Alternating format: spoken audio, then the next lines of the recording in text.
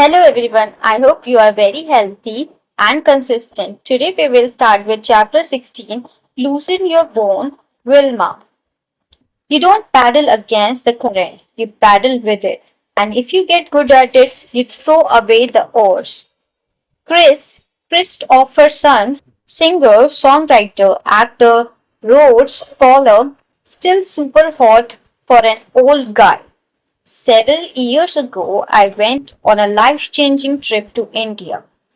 In case you haven't witnessed it yourself, India is heaving with life, a swarming blood of vibrant colors, honking cars, wandering cows, packed trains, endless slums, elaborate palaces, ancient temples, and sweet smelling incense. It's literally full to the brim with humanity, chatting and chanting, and sitting on top of you while you struggle for space on an overbooked train. The only options are first, go with the flow and get to know your neighbor, or second, grow a big, fat, stress related tumor. The thing that made perhaps the biggest impression on me there was how nearly everyone I met went for option number one.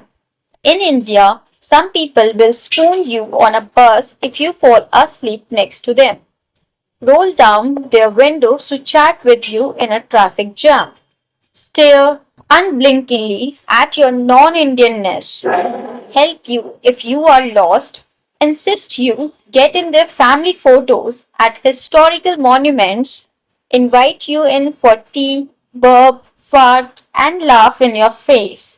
It's totally annoying and sweet and makes me think they clearly know something important that I have long forgotten and that I suspect most of the world has forgotten too. I didn't have to darken the doorway of an ashram or stick a red dot on my forehead or partake in any of the other thousands of spiritual options the country is famous for offering. Who needs them? As far as I'm concerned, you can learn pretty much everything you need to know about spirituality and life by taking a 12-hour bus ride through India during wedding season. When I bought my ticket on the Super Deluxe Express bus to Delhi from Agra, home of Taj Mahal, I was told I was paying a wise 400 rupees extra for the luxury of a 5-hour non-stop ride, as opposed to the 10 hours and countless stops of the local bus. I was so extremely exhausted from the 3 sleepless days I'd spent whooping it up at a camel festival in the desert that the thought of hunkering down on the super deluxe and sleeping all the way to Delhi sounded good to me. But what I got instead was a seat next to Mr. Friendly, a middle aged man who spoke 3 words of English and who insisted on chatting me up even though I was doing what I thought was very convincing job of fake sleeping and a very real job of having no freaking idea what he was saying.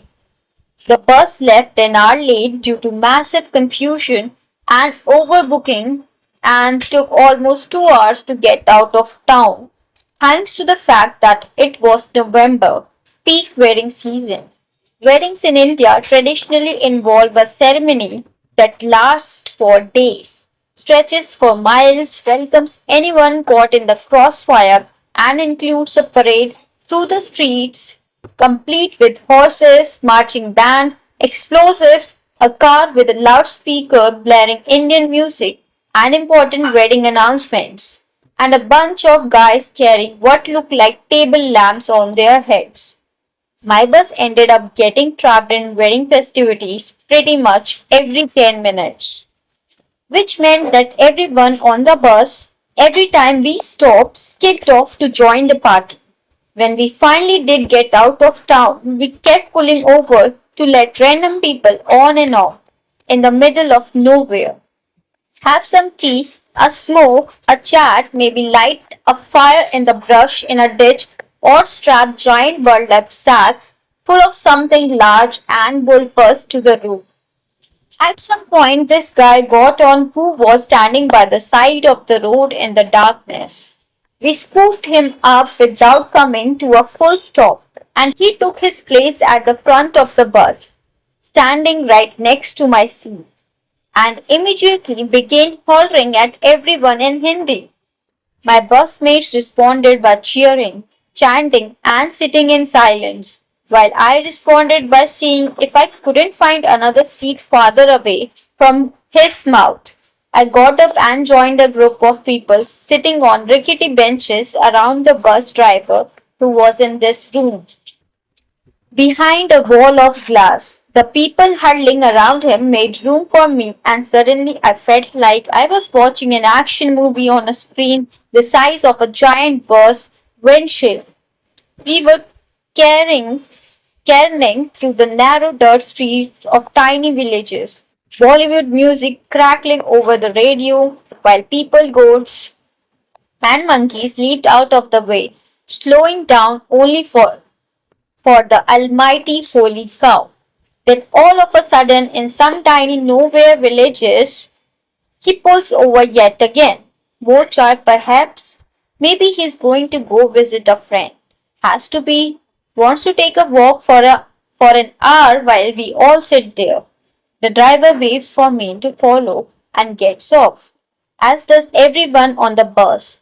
It turns out that Mr. Yell in my ear was some sort of holy man who was just warming up the crowd for a tour of the temples in the small, gorgeous villages called Vrindavan.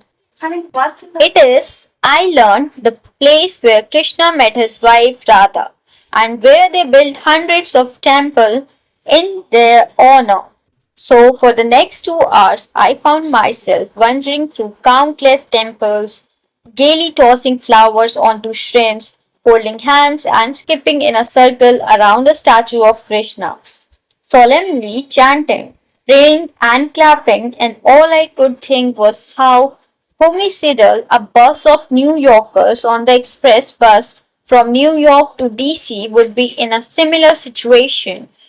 Meanwhile, not one person on the bus was expecting this, and not one person complained. Even though when we finally got back on the bus, it was well past the time we were supposed to be arriving in Delhi, and we were still a good 5 hours away. Instead, they all thanked and tipped the holy man and spent the rest of the ride merrily chatting away with one another. After that, we stopped at a roadside restaurant for dinner. Then another pee break. Then I was waking up the family I was staying with in Delhi at 3 a.m. They, of course, acted like it was the middle of the afternoon and instead insisted I share a cup of tea. Here's what India taught me about tapping into the mother lode. Talk to strangers. We are all family on this planet. Expect and enjoy the unexpected. Find the humor, join the party, live in the movement. Time spent enjoying yourself is never time wasted. Share your space. Loosen your own Wilma. Love yourself, and life becomes a party. With this, we have completed this chapter, and we will begin with the part 4, how to get over your BS already. Chapter 17, it's so easy once you figure out it isn't hard. Reality is merely an illusion, albeit a very persistent one. Albert Einstein, scientist, pessimist. I was hanging out in my sunny California home one morning, reading the newspaper with the doors flung open and the stereo blasting, when all of a sudden a bird came tearing into my living room. He was flapping around like a maniac, flying into lamps and plants, spreading leaves, feathers, poo, and panic all over the place. In an attempt to escape, he kept slamming himself into the window while I feebly chased him around with a flip flop, trying to guide him back toward the open door. It was awful to watch. The poor guy was all panting and wild eyed.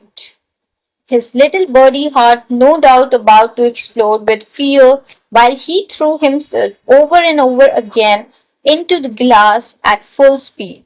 I finally managed to escort him outside to freedom and then spent a very bothered few minutes calming my own little birdie heart while I revisited the scene of the accident. I imagined his confusion and frustration. I can see the sky, it's right there. If I fly hard and fast enough, I know I can reach it. It made me think of the way so many of us live our lives. We can see what we want and nearly kill ourselves trying to get it in a way that's not working.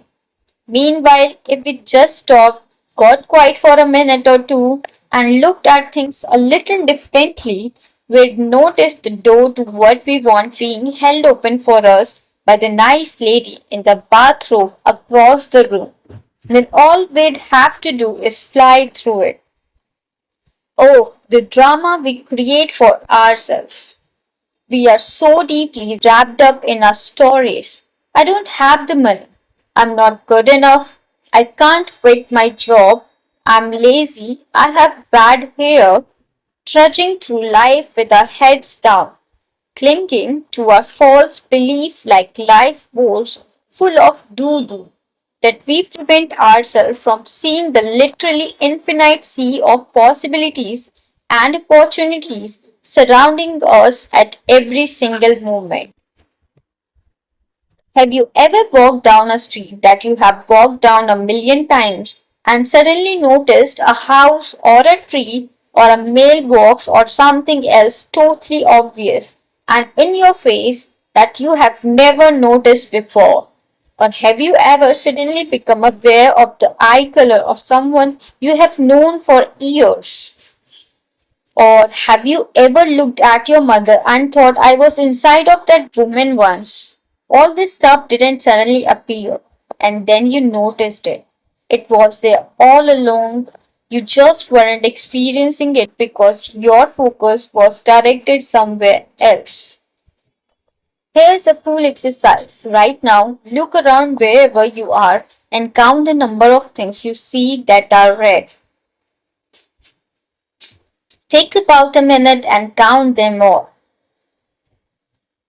Now stop. Look back at this page without taking your eyes off it and try to think of everything around you that's yellow. There's probably a ton of yellow, but you didn't see it because you were looking for red. What you choose to focus on becomes your reality. And that's just an example of what we are not noticing that we can see.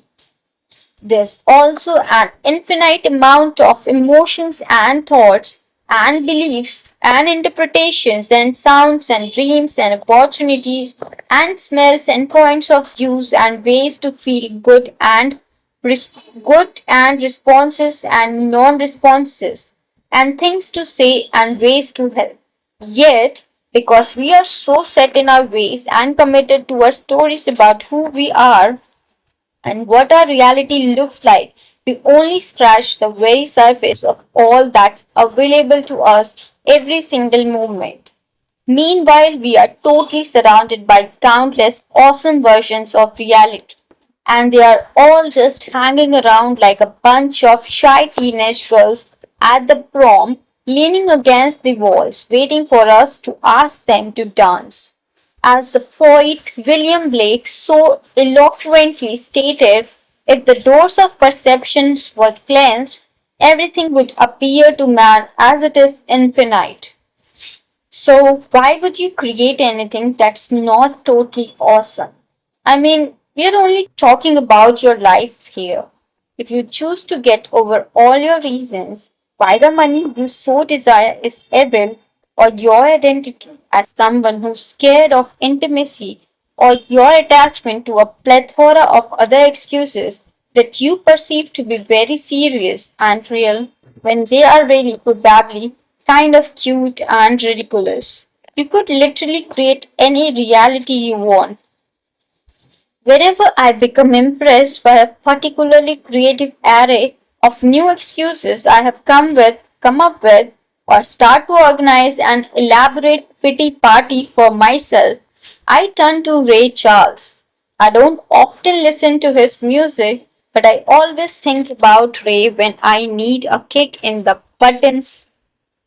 He was a broke, blind minority who was orphaned by the age of 15 and raised in the colored part of town in a time when slavery wasn't all that distant of a memory.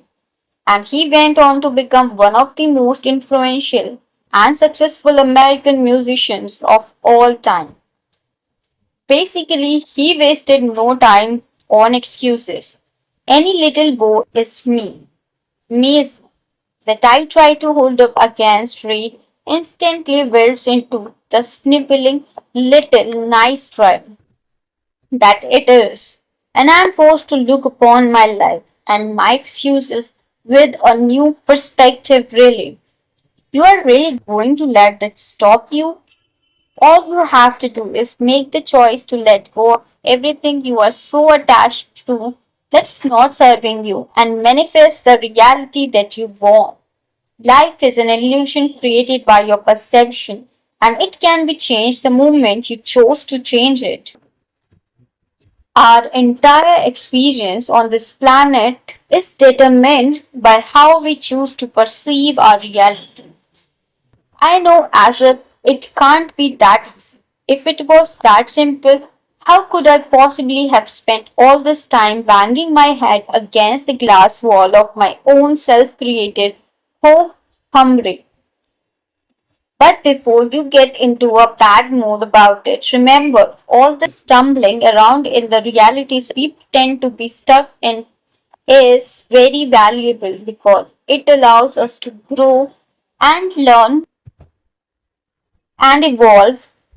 Rough seas make better sailors, but you get to choose how long you want to stay in school and work on the same issues over and over and over.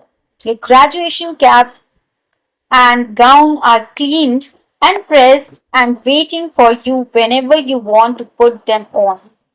All you have to do is let go of your present story and rewrite a new one that fits who you truly are.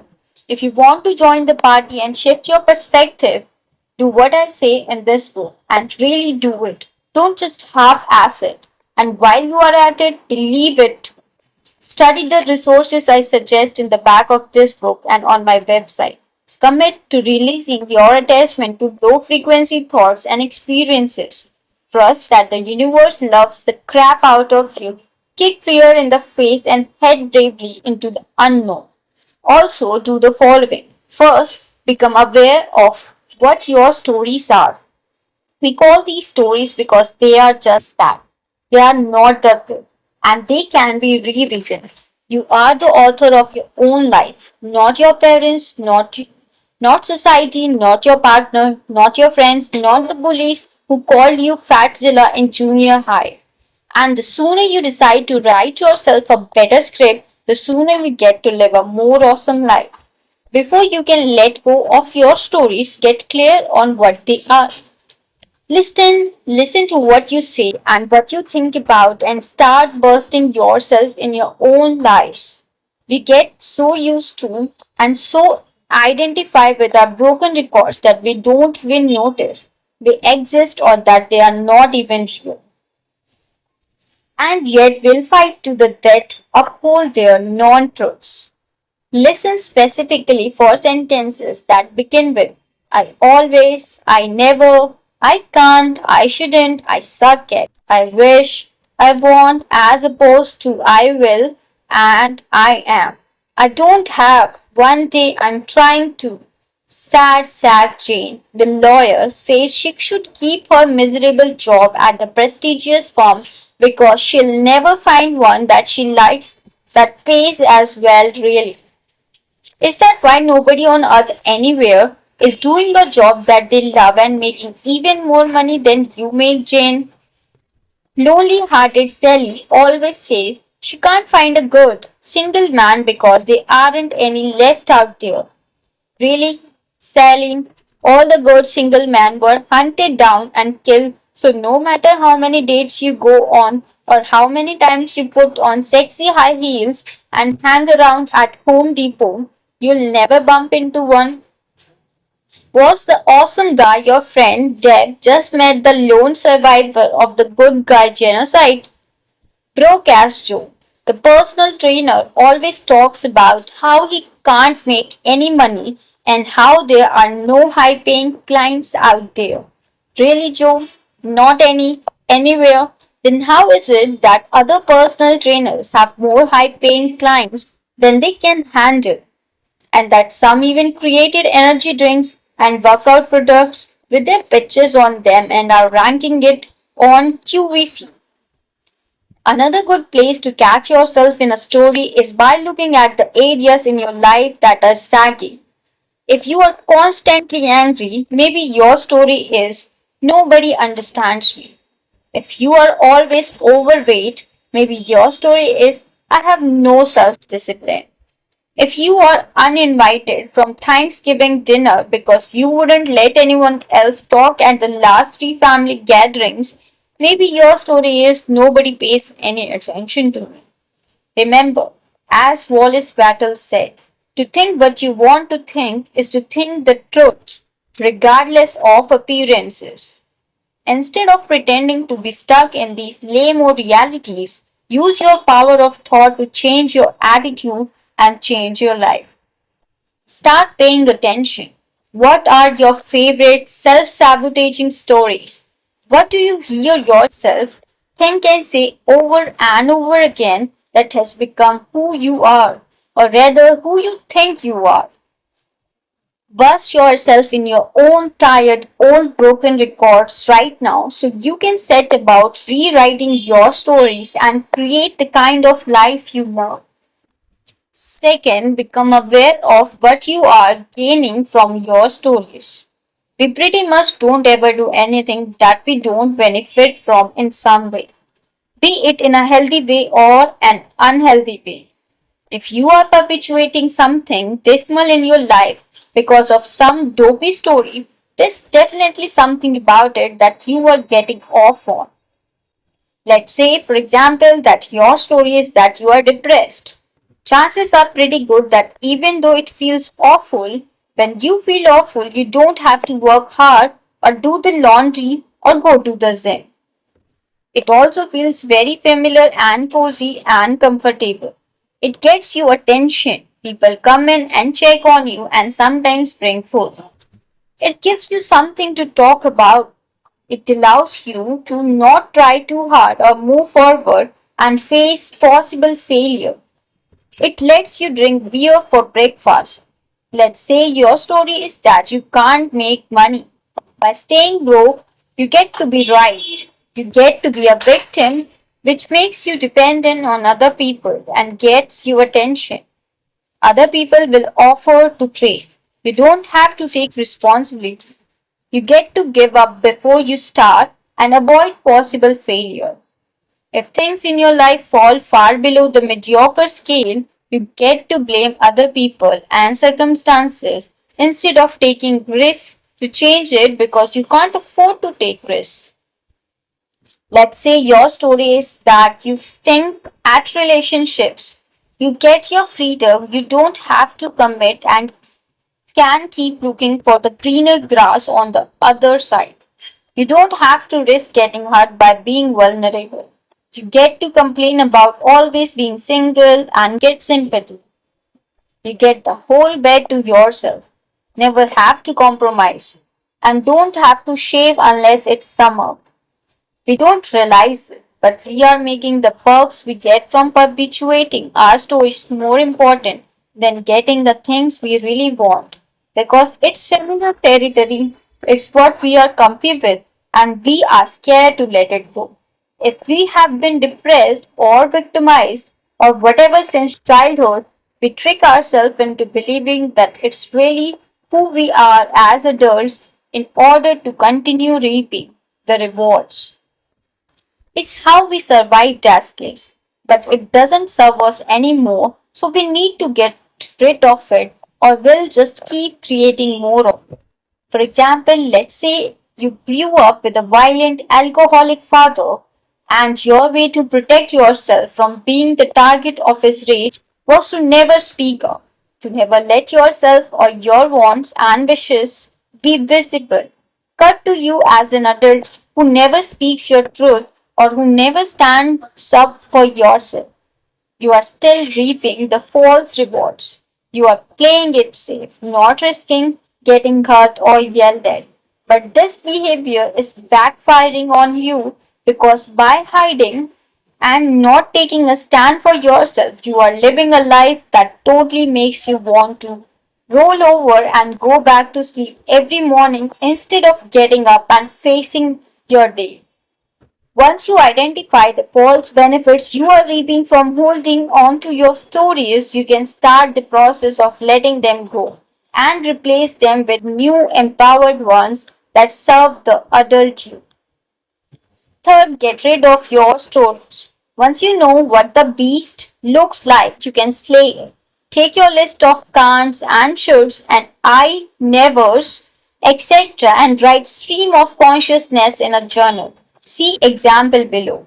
And really feel in your body what you are getting from these old limiting beliefs, such as I feel special, I feel safe, I get to live with my parents and never get a job, etc. Make a list of these false rewards. Really push yourself to get them all onto the page. Then feel the tension, the specialness, or the comfort, or the safety, or whatever your trip is, and really become clear on it. Catch yourself fully in the act and feel it all the way and through. Now look at your list of false rewards for what they really are. Scared little parts of yourself acting out. Thank them for trying to protect you and for keeping you company. But tell them it's time to run along now. Then replace the feeling you got from these false rewards with the feelings of joy and power and excitement that stepping into who you truly are and who you are now becoming will bring. Imagine that childish version of yourself leaving your body and the powerful adult stepping in. Breathe in the adult, breathe out the kid and the old story. It's like finally taking the keys to the Ferrari back from the 7-year-old version of yourself who's been driving it all this time, nearly getting you killed. See yourself as the adult stepping in to take your place behind the wheel. Keep envisioning or writing down what it looks and feels like to have the real adult you replace your old childhood story. Feel it, get excited by it, then make the decision that you are ready to change and take positive action in the direction you want to go. For example, let's say that lonely hearted Sally finally got fed up enough to get mighty real with herself and face her issues around relationships. She'd start by getting clear on what her stories are. I can't meet a man because there aren't any good ones left. I suck at flirting. I never know what to say to men. I'm not attractive to men, not the good ones anyway. I scare men away. I don't trust men. I don't believe there really is anyone out there for me. Once she's got her list, which could easily go on for pages by the way, but for the sake of example, and because I like to leave the house today, we'll stick with these. Sally can stream of consciousness journal about the false reward she's getting. And by stream of consciousness, I mean just let it flow. Don't edit it or overthink it too much. Just write. In Sally's case, her journal it could look like by saying there aren't any good men out there. I don't have to take responsibility for why I'm not meeting any. I get to feel victimized and right for staying single. I get to prove how lame men are but never been with a good one. But my pain of feeling unworthy and my mistrust of men get proven right when I stay single. I feel like I know what I'm doing and in control by not letting anyone get close to me. I feel free, I feel safe, I feel special because I get attention for breaking the rules. Again, this could go on for pages, but you get the idea.